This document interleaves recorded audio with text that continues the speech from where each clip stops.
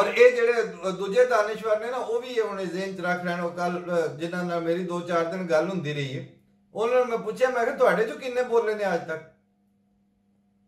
ਜਦੋਂ ਸਾਡੇ ਨਾਲ मतलब है कि ज्यादती हुंदी है और जालमाना हद तक ज्यादती हुंदी, तुसी मूंह च घुंगड़ियां पा लेंदे हो, तुहाडे मूंहों गल नहीं निकलदी। लेकिन साडी सोच तुहाडे वाली नहीं। असीं ये समझने आ कि जदों जुल्म होण लग पवे और जुल्म दे उत्ते बेहिस्सी विखाण लग पवीए, मुआशरा बेहिस हो गया ते अज तेरी कल साडी वारी। ये तो नहीं कि फिर मतलब कि किसी एक थां ते गल रुक जानी। एक तो यह कि जिन्हें शुरफा ने उन्हें इस गल नूं एस्टैबलिश करो कि एक मजहबी मुनाफरत वाला जिहड़ा, यानी कल एक दोस्त नाल जिहड़े गल पई हुंदी सी तो वो यही पिया आंदा सी कि मैं जिहड़ा क्रिमिनल जस्टिस इहदे उत्ते मैं काम कर रहा, तो मैं कि इहदे फिर 2 पॉइंट ते बहरहाल वेखणे पैणे। पहले नंबर ते कि जिहड़ा तुहाडा इस वक्त जिन्हों तुसीं रहनुमा सियासी मनण ते मजबूर हो, ਉਹ रहनुमाई का हक अदा नहीं कर रहा, लीडरशिप की क्वालिटीज तो आरी हो के पब्लिक इंटरस्ट ओदी आखिरी तरजीह है। और जिदे को तुसी मजहबी रहनुमाई लै रहे हो, वो इन्ना बदतरीन वक्त आ गया कि तुसी ओदे कोल बच्चे घलदे हो, उत्थे मसीतां च रेप करके वापस भेज दिंदे, फिर भी तुसी ओनू रहनुमाई तुसी ओदे कोल ही लैण ते मजबूर हो। ये जिहड़ी एक लानत के तौर पर लीडरशिप जो पै चुकी होवे ते फिर उहदे नाल बैठ के कोई असूल तय करने पैणगे, या छड्ड दिओ सियासतदान नूं, छड्ड दिओ उस मौलवी नूं,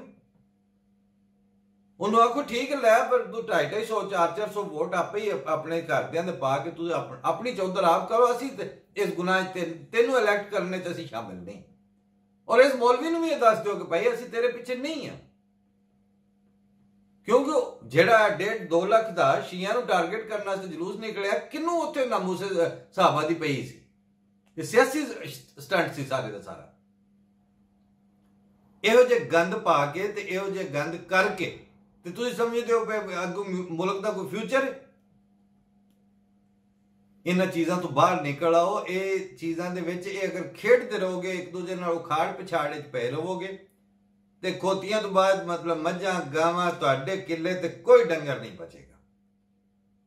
तुहाडी चारदीवारी महफूज नहीं, तुहाडीआं सड़कां महफूज नहीं, तुहाडे घर महफूज नहीं, तुहाडीआं इज्जतां महफूज नहीं रहणगीआं। हुण अगर जे किसी नूं एहसास नहीं हुंदा तो असीं ते मूंह नाल गल करनी है ना, और कहना है ना, तो कह असीं रहे हैं जनाब। क्योंकि गल यही है कि घर नूं अग लगी हो, असीं इत्थे बैठ के तुहानूं इस वक्त ढोले ते माईए सुणाण लग पैंदे कि जी वो पंजाबी प्रोग्राम हुंगारा ते असीं उहदे च बड़ी पंजाबी जुबान की तरवीज, इंज नहीं हुंदा। वेखना कि तुहाडे सिर ते इस वक्त मुसीबत की पई है, जिहड़ी मुसीबत पई है गल उहदी होवे दी, बाद विच अल्लाह ताला फजल करे। यानी यह वाकया जिहड़ा इहदे तो बाद ते असीं 6-6 7-7 हज़ार मील दूर बैठे हैं। कई बार हकीकत है साडे मूँह बुरकी नहीं थले जाती। अफसोस मतलब इस सोच के इंसान नूं ना कंबनी आ जाती कि यार ये की होया, ये किवें इंज होया। ते उत्थे वो तमाशबीन जिहड़े ने उन्हां दी बयानबाजियां तो ही नहीं वेले। इहदा कोई मुअय्यन इलाज ढूंढना पैना और इहदे ते तुहानूं इह बहना पैना और पब्लिक या इन्हां सियासतदानां ते इन्हां मौलवियां तो हुण पिछां हट जाओ।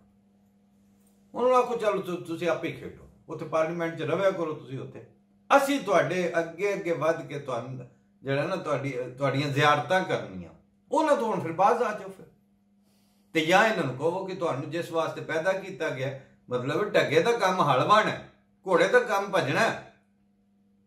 जे ये दोवें काम तुहाडे कोल कोई नहीं तो तुसीं किहड़े घोड़े ते तुसीं किहड़े दान ते किहड़े बैल हो? तुसीं अपना तुसीं जिस वास्ते तुहानूं इलैक्ट किया जाता है, जिस वास्ते तुहानूं अगे खिलारिया जाता भी तुसीं साडी नमाज़ां पढ़ाओ, सानूं ते अगे इक्तदा करो, असीं तुहाडे मुक्तदी बणीए, जदों वो सलाहियत ही नहीं तुहाडे कोल, पुट्ठे हो, काउंटर प्रोडक्टिव। इस वास्ते ये बेसिकली इस वक्त जिहड़ा स्टेट मशीनरी है वो भी मजहबी रंग दे के ते ओदी इस्लामाइज्ड किस्म दे औरत की तशरीह करके ते वो अपनी रियासती जिम्मेदारी तो पहलू तय करते हैं, ओदे तो बचते हैं। लिहाजा ये ਗੱਠ ਜੋੜ ਜਿਹੜਾ ਉਹ ਹੁਣ ਪਬਲਿਕ ਦੀ ਮੌਤ ਜ਼ਿੰਦਗੀ ਦਾ ਸਵਾਲ ਬਣਿਆ ਪਿਆ। ਇਹਦੇ ਤੋਂ ਬਚਣਾ ਪਏਗਾ। ਅੱਲਾਹ ਤਾਲਾ ਹੀ ਤੌਫੀਕ ਦੇ ਤੇ ਅੱਲਾਹ ਤਾਲਾ ਹੀ ਕੋਈ ਅਮਨ ਉਤਾਰੇ।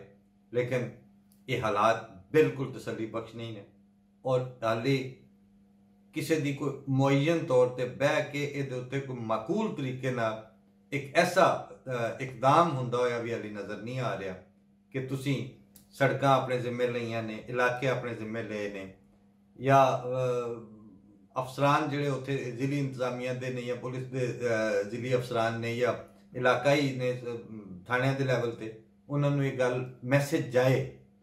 ਲੇਕਿਨ ਉਹਨਾਂ ਨੂੰ ਮੈਸੇਜ ਉਦੋਂ ਜਾਣਾ ਜਦੋਂ ਤੁਸੀਂ ਆਪਣੀ ਜ਼ਾਤੀ ਬਦਦਿਆਨਤੀਆਂ ਤੋਂ ਬਾਹਰ ਆਓਗੇ। ਉਹਨਾਂ ਨੂੰ ਵੀ ਦਿਸਦਾ ਪਿਆ ਕਿ ਤੁਸੀਂ ਕਿੰਨੇ ਮੁਖਲਿਸ ਹੋ। ਤੁਹਾਡੀ ਓਨੈਸਟੀ, ਤੁਹਾਡੀ ਦਿਆਨਤਦਾਰੀ, ਤੁਹਾਡਾ ਇਖਲਾਸ, ਉਹਦੀ ਵਜ੍ਹਾ ਤੋਂ ਹੀ ਉਸ ਮੁਤਲਕਾ ਥਾਣੇ ਦੇ ਅਫਸਰਾਂ ਨੇ ਵੀ ਖੌਫ ਹੋਣਾ ਔਰ ਤੁਸੀਂ ਚਾਹੋਗੇ ਤੇ ਥਾਣਾ ਕਲਚਰ ਜਿਹੜਾ ਉਹ ਬਦਲੇਗਾ। ਜਦ ਤੱਕ ਤੁਸੀਂ ਥਾਣੇ ਦਾ ਕਲਚਰ ਨਹੀਂ ਚੇਂਜ ਕਰਦੇ, ਪੁਲਿਸ ਦੇ ਖੌਫ ਨਾਲ ਤੁਸੀਂ ਆਪਣੀਆਂ ਜ਼ਾਤੀ ਅਕਾਊਂਟ ਸੈਟਲ ਔਰ ਆਪਣੇ ਜ਼ਾਤੀ ਮਫਾਦ ਸਰਵ ਕਰਵਾਉਂਦੇ ਰਹੋਗੇ ਤੇ ਫਿਰ ਸੜਕਾਂ ਤੇ ਇਹੋ ਕੁਝ ਹੀ ਹੋਣਾ।